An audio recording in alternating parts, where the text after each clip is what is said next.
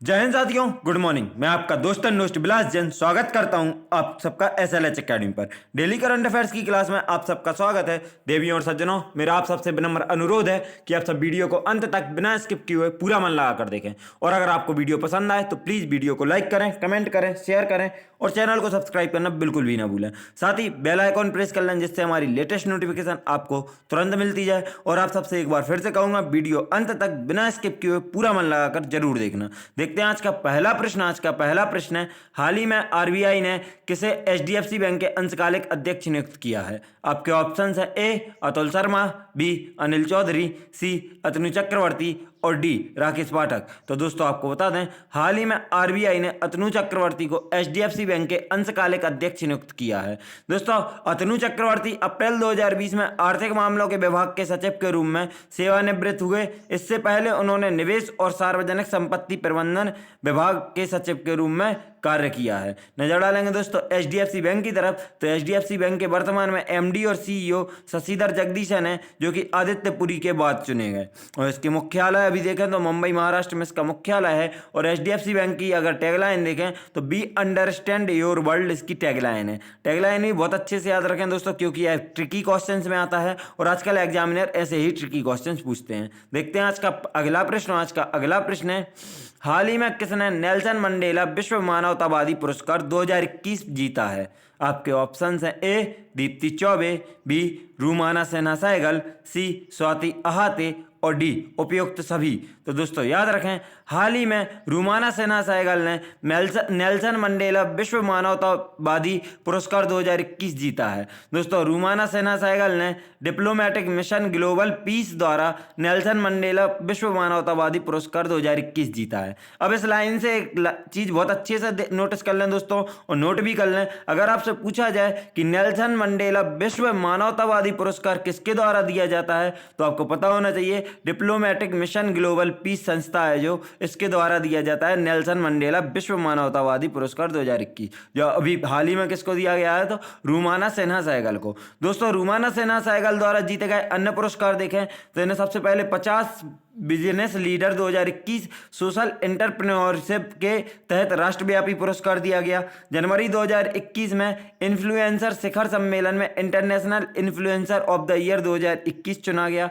महिला और बाल सशक्तिकरण के क्षेत्र में उनके काम के लिए रेक्स करमवीर चक्र और ग्लोबल फेलोशिप अवार्ड 2019 दिया गया तथा उन्हें मिसेज यूनिवर्स सक्सेसफुल 2018 का ताज पहना गया।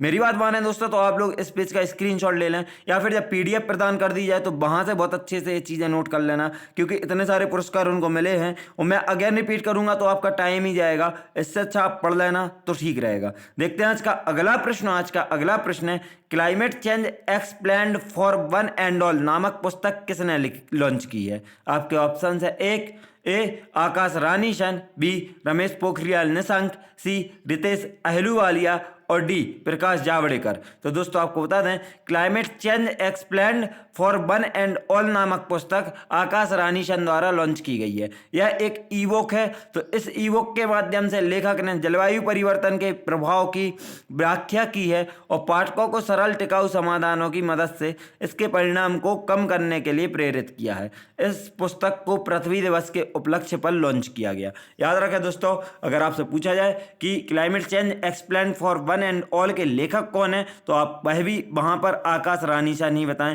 क्योंकि लेखक भी यही हैं और इन्होंने अपनी यह ई बुक लॉन्च की है। और यह ई बुक लॉन्च कब की है, तो पृथ्वी दिवस के उपलक्ष्य पर 22 अप्रैल को लॉन्च की है। देखते हैं आज का अगला प्रश्न है, 25 अप्रैल को विश्व भर में कौन सा दिवस मनाया जाता है?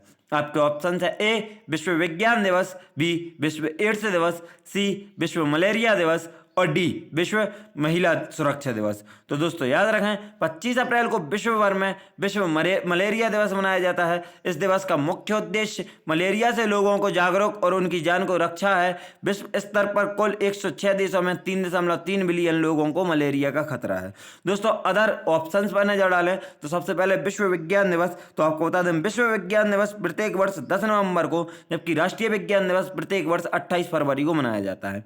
दोस्तों अगला ऑप्शन है विश्व एड्स दिवस, तो विश्व एड्स दिवस प्रत्येक वर्ष 1 दिसंबर को मनाया जाता है। मलेरिया दिवस 25 अप्रैल को मनाया ही जाता है, आपको पता है। और विश्व महिला सुरक्षा दिवस प्रत्येक वर्ष 8 मार्च को मनाया जाता है। तो यह सब याद रखें दोस्तों, क्योंकि डेज से भी क्वेश्चन बनते हैं। और अगर आप चाहें तो इंपॉर्टेंट डेज की हमारे चैनल पर वीडियो डली हुई हैं। जनवरी से लेकर अगस्त तक की सीरीज कंप्लीट है और उसके आगे आपको जल्द ही प्रदान कर दी जाएंगी। आप तब तक वो देख के देख सकते हैं, याद कर सकते हैं। देखते हैं आज का अगला प्रश्न। आज का अगला प्रश्न है, प्रधानमंत्री श्री नरेंद्र मोदी ने हाल ही में किस योजना के तहत ई संपत्ति कार्ड के वितरण का शुभारंभ किया है? आपके ऑप्शन है ए PMKY योजना, बी स्वामित्व योजना, सी PMJDY योजना और डी जिज्ञासा योजना। तो दोस्तों याद रखें, प्रधानमंत्री श्री नरेंद्र मोदी ने हाल ही में स्वामित्व योजना के तहत ई संपत्ति कार्ड के वितरण का शुभारंभ किया है।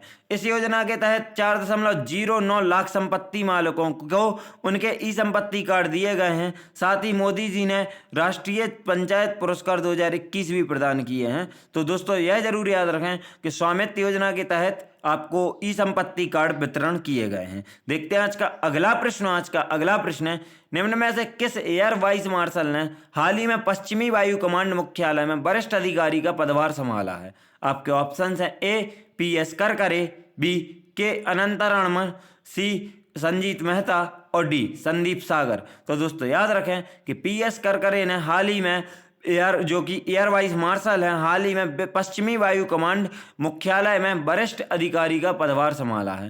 दोस्तों PS करकरे ने यह पद एयर वाइस मार्शल के अनंतरमण से ग्रहण किया है। तो इनसे पहले कौन था, अगर आपसे पूछा जाए पश्चिमी वायु कमांड के वरिष्ठ अधिकारी, तो आपको पता होना चाहिए के अनंतरमण, जो कि अब फिलहाल में PS करकरे ने इनसे पदभार ग्रहण किया है। और PS करकरे को वर्ष 1987 को प्रशासन शाखा में नियुक्त किया गया था। तो यह भी याद रखें दोस्तों। देखते हैं आज का अगला प्रश्न। आज का अगला प्रश्न है, विश्व स्वास्थ्य संगठन ने हाल ही में किस देश को ट्रकोमा को समाप्त करने के लिए मान्यता दी है? आपके ऑप्शन है ए मालदीव, बी गाम्बिया, सी ऑस्ट्रेलिया और डी नाइजीरिया। तो दोस्तों याद रखें, विश्व स्वास्थ्य संगठन ने हाल ही में गाम्बिया देश को ट्रैकोमा को समाप्त करने के लिए मान्यता दी है। दोस्तों विश्व स्वास्थ्य संगठन ने हाल ही में गाम्बिया देश को ट्रैकोमा को समाप्त करने के लिए मान्यता दी है, जिसके तहत गाम्बिया WHO के अफ्रीकी क्षेत्र का दूसरा देश बन गया, जिसे यह उपलब्धि हासिल है। दोस्तों नजर डालेंगे गाम्बिया की तरफ। सबसे पहले तो आपको बता दें, गाम्बिया की राजधानी बंजुल तथा यहाँ की मुद्रा डालासी है। साथ ही आपको बता दें दोस्तों, गाम्बिया को जैसे आप मैप पर देख सकते हैं, तो यह अफ्रीकी मुख्य भूमि का सबसे छोटा देश है। द्वीपीय देशों को अगर अलग कर दें और अफ्रीका महाद्वीप के मुख्य भूमि के देशों को देखें, तो यह अफ्रीकी मुख्य भूमि का सबसे छोटा देश है। कौन सा? गाम्बिया। साथ ही दोस्तों नजर डालेंगे विश्व स्वास्थ्य संगठन की तरफ, मतलब WHO की तरफ। तो WHO की स्थापना 7 अप्रैल 1948 को हुई थी। इसका मुख्यालय जिनेवा स्विट्जरलैंड में स्थित है। WHO के वर्तमान में महानिदेशक टेड्रोस एडोनोम है तथा इसकी वर्तमान में उप महानिदेशक सौम्या स्वामीनाथन है। बहुत अच्छे से याद रखें दोस्तों दोनों नाम, और आप स्थापना भी याद रखें WHO की 7 अप्रैल 1948 और मुख्यालय जिनेवा स्विट्जरलैंड। एक बहुत ही महत्वपूर्ण और पूछे जाने की संभावनाएं बहुत ज्यादा है, इसलिए याद रखें। देखते हैं आज का अगला प्रश्न। आज का अगला प्रश्न है, बैरी ओफेरेल ने हाल ही में AIIPOIP अनुदान कार्यक्रम के तहत कितने डॉलर के अनुदान देने की घोषणा की है?